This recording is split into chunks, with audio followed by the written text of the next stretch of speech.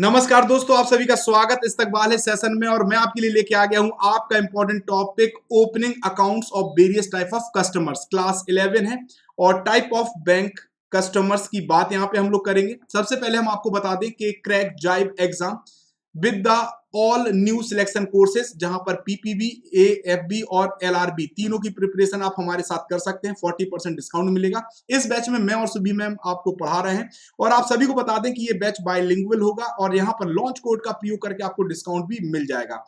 Cab retail, अगर हम बात करें जो काइब का बैच है, cab retail banking complete batch, तो इसे सेवा सर आपके लिए लेके आ रहे हैं और इसमें 40% डिस्काउंट के लिए आप लॉन्च कोड का प्रयोग कर सकते हैं। काइब सिलेक्शन बैच जहां पे बीएफएम और एबीएम और रिटेल का कॉम्बो बैच है और इसे सेवा रामा सर पढ़ा रहे हैं। 40% डिस्काउंट के लिए लॉन्च कोड यूज कर सकते हैं। चलिए तो आज का टॉपिक स्टार्ट करते हैं दोस्तों, फटाफट बिना देर किए हुए। Opening account of various type of customers. ठीक है दोस्तों, opening account of various type of customers में अगर हम बात करें तो आप banker deals with different type of customers. Bank अलग अलग प्रकार के कस्टमर्स को डील करता है, चाहे वो इंडिविजुअल हो, पार्टनरशिप फर्म्स हो, कंपनीज हो, कोऑपरेटिव सोसाइटीज हो। तो अलग अलग प्रकार के कस्टमर बैंक के पास आते हैं। जब while opening and in the conduct of account of these persons, the banker has to comply with the law application to each of them। यानी अगर बैंक किसी पर्सन या किसी पार्टनरशिप फर्म्स या कंपनी या कोऑपरेटिव सोसाइटी का account खोलता है तो उनसे रिलेटेड लॉ के बारे में बैंकर को परिचित होना चाहिए। Banker also open current account for proprietary concern, partnership firms, companies, limited liability partnership firms etcetera. तो बैंक इन लोगों को करंट अकाउंट की फैसिलिटी भी देता है। सबसे पहले हम लोग बात करेंगे पर्सनल अकाउंट्स या अकाउंट ऑफ इंडिविजुअल्स की। An account can be a person holding a bank account for personal use. अगर कोई इंडिविजुअल अपने पर्सनल यूज के लिए कोई बैंक अकाउंट खोलता है तो उस अकाउंट को हम लोग क्या कहेंगे? Account of individual. Such customer must comply with existing regulations and bankers must ensure that they do not open and use bank account for illegal purpose। तो अगर हम बात करें तो ऐसे जो कस्टमर होंगे वो सभी रेगुलेशंस कंप्लायंसेस को पूरा करेंगे और बैंकर ये इंश्योर करेगा कि इस अकाउंट का प्रयोग इलीगल पर्पस के लिए ना किया जाए। Customer should be properly introduced to the bank, यानी जो केवाईसी, इंट्रोड्यूस का मतलब भी क्या होता है? केवाईसी, कस्टमर का कंप्लीट केवाईसी होना चाहिए। रेफरेंस अगर है तो रेफरेंस के बारे में कंप्लीट जानकारी होनी चाहिए। The introduction is necessary for terms of banking practice and also for the purpose of protection. ठीक है दोस्तों, चलिए अब ज्वाइंट अकाउंट होल्डर की बात करें तो ज्वाइंट अकाउंट होल्डर के लिए क्या कंडीशंस होंगी? Joint account holder is an account open by 2 और मोर पर्सन। तो ज्वाइंट अकाउंट एक ऐसा अकाउंट होता है जहां पर 2 या 2 से ज्यादा लोग अकाउंट को खोलते हैं। Instruction for opening the account may be any one of the following. अब देखो, जो अकाउंट खुलेगा उनमें जो इंस्ट्रक्शंस होंगी वो इनमें से किसी एक के साथ हो सकती हैं, जैसे आइदर और सर्वाइवर। अब आइदर और सर्वाइवर का मतलब क्या हुआ? जैसे मान लीजिए कोई व्यक्ति एक्स हस्बैंड है और वाई क्या है? वाइफ है। रीजनिंग में मैंने बना दिया चांद से, ठीक है, आप लोग 2 लाइन से बनाते हो। तो अगर हम बात करें इनमें से कोई भी, अब इनका क्या है? ज्वाइंट अकाउंट है। क्या है? ज्वाइंट अकाउंट है। क्या है? ज्वाइंट अकाउंट है। ठीक, अब अगर ज्वाइंट अकाउंट है तो इनमें से कोई भी या तो अकाउंट को यूज करे, या तो एक्स करे और वाई करे तो आइदर हो गया, या इनमें से किसी एक की डेथ हो जाती तो जो बचेगा वो सर्वाइवर हो गया, तो वो अकाउंट सर्वाइवर यूज कर पाएगा। ठीक, या दोनों ही लोग करें, both jointly, farmer and survivor. अब देखो, फॉर्मर और सर्वाइवर का केस क्या होता है? मान लीजिए एक्स और वाई के द्वारा ये अकाउंट खोला गया, ठीक है। अब यहां पे किसी भी सर्कमस्टांसेस में इस अकाउंट को ऑपरेट करने का अधिकार एक्स के पास है। किसके पास है? एक्स यानी हस्बैंड के पास है। ठीक, तो एक्स ही ऑपरेट करेगा, वाई नहीं करेगा, एक्सेप्ट अगर एक्स की डेथ ना हुई हो। अगर एक्स की डेथ हो जाती है तो फिर सब कुछ किसके पास चला जाएगा? सर्वाइवर के पास। किसके पास? सर्वाइवर के पास। किसके पास चला जाएगा? सर्वाइवर के पास। एनीवन और सर्वाइवर, और ये जो एनीवन और सर्वाइवर का केस है, ये केस कब यूज होता है? जब किसी कंपनी में एक से ज्यादा मालिक हैं या पार्टनरशिप फर्म में एक से ज्यादा मालिक हैं और उनमें से कोई एक या तो यूज कर रहा हो या उनमें से किसी की डेथ हो गई हो, तो जो बचे हैं वो यूज करेंगे, तो सर्वाइवर है। ठीक है दोस्त, rules for claim a joint account. अब ज्वाइंट अकाउंट को क्लेम करने के क्या रूल्स हैं, सबसे पहले समझते हैं। On the death of any of the joint account holder, यानी ज्वाइंट अकाउंट होल्डर में किसी एक की डेथ हो जाती है, the survivor are entitled the whole account, पूरे अकाउंट का जो इंटाइटल्ड है वो किसके पास चला जाता है, सर्वाइवर के पास, ठीक। No right to set off can be exercise in case of a joint account for the amount due to the bank in the an individual capacity, ठीक है। अब देखो यहां पे इन्होंने क्या लिखा है, इन्होंने लिखा है बिल्कुल सरल भाषा में लिखा है कि अगर हम बात करें तो जैसे no right to set off, set off का मतलब जानते हैं कि नहीं जानते, पहले ये बताइए। सेट ऑफ का मतलब क्या होता है कि अगर मान लीजिए किसी एक पर्सन के किसी भी बैंक में दो अकाउंट है, ठीक, एक अकाउंट ए है और एक अकाउंट बी है, ठीक। अब मान लो जो अकाउंट डैश है इससे ईएमआई कटती है और ये अकाउंट किसमें है, डेबिट में है, ठीक। लेकिन जो अकाउंट टू है ये क्रेडिट में है, तो बैंक के पास ये अधिकार नहीं है कि वो क्रेडिट अकाउंट से सेट ऑफ करके इसको मेंटेन कर दे, ठीक है, समझ गए बात। A deposit made by a Hindu of his money jointly with his wife or any other person payable to either or survivor does not on his death constitute a gift by him to the other person। देखिए अगर कोई हिंदू व्यक्ति है, पहले तो समझो कोई हिंदू व्यक्ति है और उसका उसका ज्वाइंट अकाउंट उसकी वाइफ के साथ, ठीक, और ज्वाइंटली दोनों का पैसा जमा है और इस पैसा जमा होने के बाद किसी एक की मृत्यु हो जाती है, तो जो पैसा सर्वाइवर के पास ट्रांसफर होगा वो गिफ्ट नहीं माना जाएगा।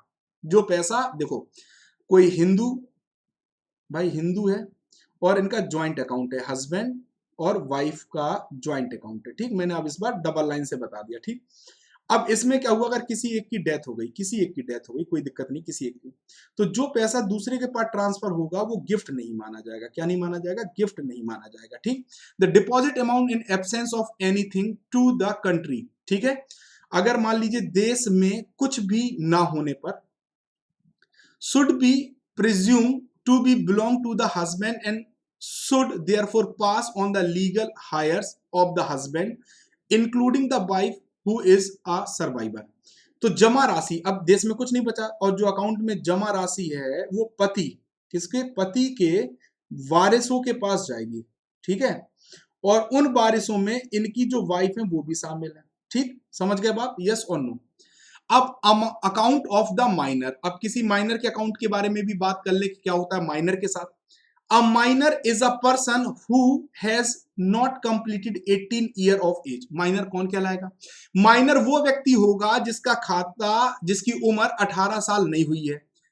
Any contract entered by minor is void and is not enforceable by law. अगर किसी माइनर ने कोई भी कॉन्ट्रैक्ट किया है तो पहली बात तो वो वॉइड है और दूसरा नॉट इन्फोर्सेबल बाय लॉ, और कानून के तहत भी उसे लागू नहीं किया जा सकता। As per section 11 of Indian contract act 1872, तो इंडियन कॉन्ट्रैक्ट एक्ट 1872 के सेक्शन 11 में क्या लिखा है, when the age of maturity has been provided by law to be 18 years any person less than that age even by a day would be a minor in law। तो Indian contract act 1872 के section 11 के अनुसार साफ साफ लिखा है अगर किसी व्यक्ति की उम्र 18 साल से कम है, चाहे वो एक दिन ही कम क्यों ना हो, लॉ के अकॉर्डिंग उसे माइनर माना जाएगा। This prevents minor to acquire property, dispose property और enter into type of agreement. और इसी एक्ट के तहत माइनर को प्रिवेंट किया जा सकता है कि वो या तो कोई ना तो कोई प्रॉपर्टी को एक्वायर कर सकता है, ना ही डिस्पोज कर सकता है और ना ही किसी प्रकार का कोई एग्रीमेंट कर सकता है। पता चला कोई माइनर उसको दबाव बना के उन्होंने प्रॉपर्टी अपने नाम लिखा ली, फिर कहा उन्होंने कि भैया अब तो ये हमारे नाम हुई, लेकिन अगर माइनर है तो वो कॉन्ट्रैक्ट माना नहीं जाएगा। Guardian means a person having the care of the person of the minor और हिज प्रॉपर्टी और बोथ पर्सन एंड प्रॉपर्टी। तो गार्जियन कौन होता है, गार्जियन वो व्यक्ति होता है जो माइनर की देखरेख कर रहा है या उसकी प्रॉपर्टी की देखरेख कर रहा है या दोनों की देखरेख कर रहा है। अब गार्जियन भी अलग अलग प्रकार के होते हैं। सबसे पहले गार्जियन की बात करें तो नेचुरल गार्जियन, जैसे पापा मम्मी हमारे गार्जियन है, नेचुरल गार्जियन है। टेस्टिमेंटरी गार्जियन क्या होते हैं? आर्थिक तौर पर जिनको संरक्षण दिया गया होता है, ठीक, किसको आर्थिक तौर पर संरक्षण इनके पास रहेगा, ये देखेंगे हमारा पूरा पैसा वगैरह सब कुछ, मैं 18 साल से कम का हूं, तो वो मेरे टेस्टिमेंटरी गार्जियन है। लॉ गार्जियन क्या होते हैं? लॉ लीगल गार्जियन या लॉ गार्जियन वो व्यक्ति होते हैं जिन्हें कोर्ट संरक्षण के लिए नियुक्त कर देता है कि जब तक ये 18 साल के नहीं हो जाएंगे तब तक ये व्यक्ति इनका संरक्षण करेगा, ठीक है। अब अकाउंट ऑफ अदर कस्टमर, जिसमें हिंदू अनडिवाइडेड फैमिली आ जाती है सबसे पहले। Hindu undivided family is not are defined under the income tax act. Income tax act में हिंदू अनडिवाइडेड फैमिली को डिफाइन नहीं किया गया, but is cover under Hindu law, लेकिन ये हिंदू लॉ के तहत कवर्ड है। बाय डेफिनेशन अगर बात करें, HUF consist of all individual who are linearly descended from a common ancestors and also comprises of unmarried daughter. तो HUF में कौन कौन लोग आएंगे? जिनके इंसेस्टर सेम थे, और अगर कोई डॉटर है जिसकी शादी नहीं तो वो भी अनडिवाइडेड फैमिली में ही आएगी। HUF is not formed by a contract but by the status of a family। किसी कॉन्ट्रैक्ट के तहत HUF नहीं होता है, वो फैमिली के आधार पे ही हिंदू अनडिवाइडेड फैमिली को बनाया जाता है। It is created automatically in any Hindu family, किसी भी हिंदू फैमिली में इसको क्रिएट किया जा सकता है। Having a common ancestor is the pre required to from HUF। तो ये सिंपल सी एक लाइन याद रखना, उनके एंसेस्टर सेम होने चाहिए। अब कैसे HUF बनाएंगे? 3 स्टेप होते हैं सिर्फ HUF बनाने के। पहला, क्रिएट HUF डीड। सबसे पहले HUF की क्या बनेगी? डीड बनेगी। It is formal legal document on stamp paper which clearly states name of the कर्ता, जिसपे कर्ता का नाम होगा, जो पूरी फैमिली का होल सोल मैनेजर होगा, जो मैनेज करेगा पूरी फैमिली को, चाहे उनकी प्रॉपर्टी हो, हर एक चीज को, बिजनेस को मैनेज करेगा, उसको नाम दिया गया कर्ता, ठीक है। एंड को प्रिजनर्स या प्रेजेंसर्स की बात करें तो जो अदर मेंबर्स हैं उनकी बात हो रही। In addition to this another declaration is provided by the each family member where they declare the name of karta and agree. तो इसके अतिरिक्त सभी व्यक्तियों को डिक्लेरेशन देना पड़ेगा कर्ता के नाम का कि ये व्यक्ति करता है और हम इससे सहमत हैं कि karta has right to monitor all the transaction of HUF account on their behalf. और उन्हें ये भी बताना पड़ेगा डिक्लेरेशन में कि जो हमारा कर्ता है वो हम सबके बिहाफ पे पूरे ट्रांजेक्शन को देखेगा। The member declare in deed are the only member of HUF। जो मेंबर को डीड में डिक्लेयर किया जाएगा वो HUF का ही मेंबर होना चाहिए। Karta has authority of the HUF account. तो कर्ता के पास ही HUF अकाउंट की अथॉरिटी होगी। अब apply for HUF PAN card. अब देखिए, HUF is considered as a separate entity for tax purpose. HUF को अलग एंटिटी माना जाता है टैक्स पर्पस के लिए, और इसीलिए इनका सेपरेट पैन कार्ड होना चाहिए।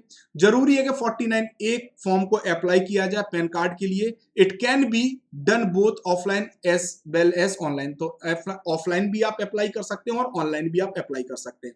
Open HUF bank account. अब इनका अकाउंट खुलेगा कैसे? HUF needs to have a separate bank account which will get all the payment. तो HUF के लिए सेपरेट अकाउंट होना चाहिए। It can be open by any bank. कोई भी बैंक इसे खोल देता है, ठीक है। तो अब पार्टनरशिप फॉर्म की बात करें तो section 4 of Indian partnership act 1932 के तहत partnership is a relationship subsisting between person who have agreed to share the profit of a business carried on by all or any of them acting for all। तो कुल मिला के partnership 2 या 2 से 3 या 4 लोगों के द्वारा मिलके और ज्यादा लोगों के द्वारा मिलके पार्टनरशिप बनाई जा सकती है, जिसके तहत प्रॉफिट जो होगा उसको शेयर किया जाएगा बिजनेस का, और एक्टिंग भी रहेंगे उस बिजनेस के लिए सभी लोग। How should be the agreement between partners formed. ठीक है, partnership deed is an agreement. Partnership एक डीड बनेगी between the partners in which rights, duties, profit shares, other obligation of each partner is mention. तो उस deed में partnership के right भी लिखे रहेंगे, ड्यूटीज भी लिखे रहेंगी, प्रॉफिट शेयर भी रहेगा, और ऑब्लिगेशन यानी जो जो उनके ऊपर दायित्व है उनका भी पूरी तरह से मेंशन होगा। Partnership deed can be written or oral. Partnership deed written भी हो सकती है, ओरल भी हो सकती है, but although it is always advisable to write a partnership deed. देखो, हमेशा सलाह दी जाती है कि जो पार्टनरशिप डीड बने वो रिटन में होनी चाहिए, जिससे अवॉइड किया जा सके कोई भी कॉन्फ्लिक्ट जो कि फ्यूचर में हो सकता है। Following details are required in a partnership deed. अब देखो पार्टनरशिप डीड में क्या क्या डिटेल होनी चाहिए। जनरल डिटेल में क्या होनी चाहिए, नेम होना चाहिए, एड्रेस होना चाहिए, फर्म का नाम होना चाहिए, ऑल द पार्टनर्स, ठीक है। नेचर ऑफ बिजनेस होना चाहिए, ठीक है। जैसे मान लीजिए एक व्यक्ति एक्स है, एक व्यक्ति वाई है, एक व्यक्ति जेड है, तीनों ने मिलके क्या खोला, एक बिजनेस खोला, और इस बिजनेस में ये क्या प्रोवाइड कर रहा है, एजुकेशन, ठीक है। तो यहाँ पे बिजनेस का नेचर भी पता चल गया, तीनों लोग हैं, और फर्म का नाम लिख दिया इन्होंने NZY ऑर्गेनाइजेशन या फाउंडेशन, ठीक है। चलिए, date of starting of business, date of starting of business होना चाहिए। Capital to be contributed by each partner, उस बिजनेस के लिए सभी पार्टनर्स ने कितनी कैपिटल कंट्रीब्यूट की ये भी पता होना चाहिए। Capital to be contributed by each partner, profit loss sharing ratio among the partner, profit और लॉस की शेयरिंग का भी सभी पार्टनर्स के बीच में जानकारी होनी चाहिए उस डीट पे। अब स्पेशल डिटेल में क्या होता है, अगर कोई पार्टनर उसमें सैलरी ले रहा है, या देखिए क्या लिखा है, interest on capital invested drawing by partner और any loan provided by partner to the firm, firm को किसी पार्टनर ने लोन दिया है या इंटरेस्ट कैपिटल विड्रॉ की है, तो ये सब अगर उसमें मेंशन है तो ये स्पेशल डिटेल हो जाएगी। सैलरीज, कमीशन और any other amount to be payable to the partner, partner को सैलरी मिलनी है, कमीशन मिलना है या अलग अमाउंट मिलना है, ये अगर लिखा है तो ये स्पेशल है, ठीक है। Right of each partner including additional right to be enjoy by the active partners, ठीक है। तो सभी पार्टनर अगर एडिशनल राइट रखें और उसके साथ जुड़े तो वो एक्टिव पार्टनर कहलाएंगे। Duty and obligation of all partners, adjustment process to be followed on account of retirement of और डेथ ऑफ द पार्टनर और डिसोल्यूशन ऑफ द फर्म, ठीक है। अब अगर हम आपसे बात करें तो बिल्कुल छोटी सी लाइन लिखी है यहाँ पे कि जो समायोजन और प्रक्रियाओं का पालन जो करना है, ठीक है, एडजस्टमेंट और processes following on the account of retirement, अगर कोई पार्टनर रिटायर होता है या डेथ हो जाती है तो समायोजन और प्रक्रियाओं का पालन करना भी इनका मुख्य कर्तव्य हो गया। अदर क्लॉज एज पार्टनर में डिसाइड बाय म्यूचुअल डिसीजन, ठीक है। तो जो अलग क्लॉज होंगे वो पार्टनर आपस में बैठ के डिसीजन कर सकते हैं, म्यूचुअल। अब लिमिटेड कंपनीज की बात करें तो company is legal entity can be open account in the same way as any other person, तो कंपनी एक लीगल एंटिटी होती है और वो नॉर्मल जैसे दूसरों का अकाउंट खोलता है वैसे वो भी अपना अकाउंट खोल सकते हैं। There are three type of limited company, सबसे पहले public limited company, private limited company और गवर्नमेंट कंपनीज। गवर्नमेंट कंपनीज वो कंपनी होंगी जहां पे 51% शेयर या उससे ज्यादा की शेयर होल्डिंग गवर्नमेंट के पास है। Word limited is not required to follow the companies name in such companies, जो गवर्नमेंट कंपनीज होती है उसमें लिमिटेड लिखने की जरूरत नहीं होती। अब कंपैरिजन कर लेते हैं पब्लिक लिमिटेड कंपनी और प्राइवेट लिमिटेड कंपनी में। पब्लिक लिमिटेड कंपनी में मिनिमम मेंबर्स की संख्या 7 होनी चाहिए, प्राइवेट लिमिटेड में 2 होनी चाहिए। मिनिमम डायरेक्टर यहाँ पे 3 होंगे, यहाँ पर 2 डायरेक्टर होंगे। मैक्सिमम मेंबर्स अनलिमिटेड हो सकते हैं पब्लिक लिमिटेड में, लेकिन यहाँ 200 होंगे मैक्सिमम, सेक्शन 2 ऑफ 68। फिर मिनिमम कैपिटल यहाँ पर 5 लाख होनी चाहिए पब्लिक लिमिटेड में, और यहाँ पर 1 लाख होनी चाहिए। Invitation to the public, public limited में पब्लिक को इन्विटेशन दिया जा सकता है, प्राइवेट लिमिटेड में इन्विटेशन नहीं दिया जा सकता है। इशू ऑफ प्रोस्पेक्टस बिल्कुल अलाउड है और प्राइवेट लिमिटेड कंपनी में अलाउड नहीं है। कोरम एट एजीएम, 5 एजीएम हो सकते हैं और यहाँ पे सिर्फ 2 एजीएम ही हो सकते हैं, ठीक है दोस्तों। अब अगर हम बात करें तो सर्टिफिकेट फॉर कमिंसमेंट ऑफ बिजनेस बिल्कुल पब्लिक लिमिटेड कंपनी में चाहिए है, प्राइवेट लिमिटेड कंपनी में नहीं चाहिए। Term use at the end of the name limited, और यहाँ पे जो टर्म यूज होगा वो प्राइवेट लिमिटेड वर्ड यूज होगा, ठीक है, याद रखिएगा। अब देखिए अगर हम आपसे बात करें तो सिंपल वर्ड में ट्रस्ट क्या होता है, ट्रस्ट माने होता है विश्वास। जैसे मान लीजिए कोई व्यक्ति एक्स है और इन्होंने अपना बंगला, इनका कोई बंगला है, वो मिस्टर वाई के नाम पे कर दिया, ठीक। और इनसे कहा गया है, देखिए mister X want to pass his bungalow और property to mister Y for the benefit of his minor granddaughter, और ये एक्स कह रहे हैं कि इनको मैं संरक्षण में इसलिए दे रहा हूं कि ये जो मेरी ग्रैंड डॉटर है जो कि अभी माइनर है, क्या है, ग्रैंड डॉटर है जो कि क्या है, अभी माइनर है, इसके संरक्षण के लिए इनको बंगला दिया गया। Mister X passes his property to Y because he reposes confidence on Y. तो एक्स का वाई पे क्या है, एक्स का वाई पे विश्वास है। क्या है, विश्वास है। तो ऐसा अगर कुछ क्रिएट होता है तो इसे ट्रस्ट कहा जाता है। क्या कहा जाता है, ट्रस्ट। आसान शब्दों में अगर कहा जाए, क्या कहा जाए, आसान शब्दों में कहा जाए तो a trust is nothing, trust कुछ नहीं है, but transfer of property by the owner mister X to another person whom the owner has confidence on by। ठीक है, benefit of their person, third person, और थर्ड पर्सन कौन है, granddaughter है। ठीक है दोस्तों, who are the parties in trust. Parties कौन कौन सी होती हैं ट्रस्ट में, ऑथर हो सकता है, सेटलर हो सकता है, ट्रस्टर हो सकता है, डोनर हो सकता है। तो ये मिस्टर एक्स है, ठीक है, जिनकी प्रॉपर्टी थी बंगला और जिन्होंने क्या दिया, वाई को ट्रांसफर किया। अब जिसको ट्रांसफर किया जाएगा वो क्या बनेगा, ट्रस्टी बनेगा। The person who accept the confidence from the creation of the trust. ठीक है, बेनिफिशियरी कौन है, बेनिफिशियरी ग्रैंड डॉटर है। The person who will benefit from the trust in the near future, उस ट्रस्ट का भविष्य में जो फायदा उठाएगी या उठाएगा व्यक्ति वो क्या होगा, बेनिफिशियरी होगा। ठीक है, अब नॉमिनेशन फैसिलिटी क्या होती है, बैंकिंग रेगुलेशन एक्ट 1949 में जो अमेंडेड किया गया सेक्शन 37 में, banking law amendment act 1983, by introducing new section 45ZA और ZF which provide inter alia for information facilities to the bank customer in respect of deposit account, safe deposit और safe wallet locker। ठीक है, vault locker। The relevant rules formed by the central government with reference to the above section are termed the Banking Companies Rules 1985।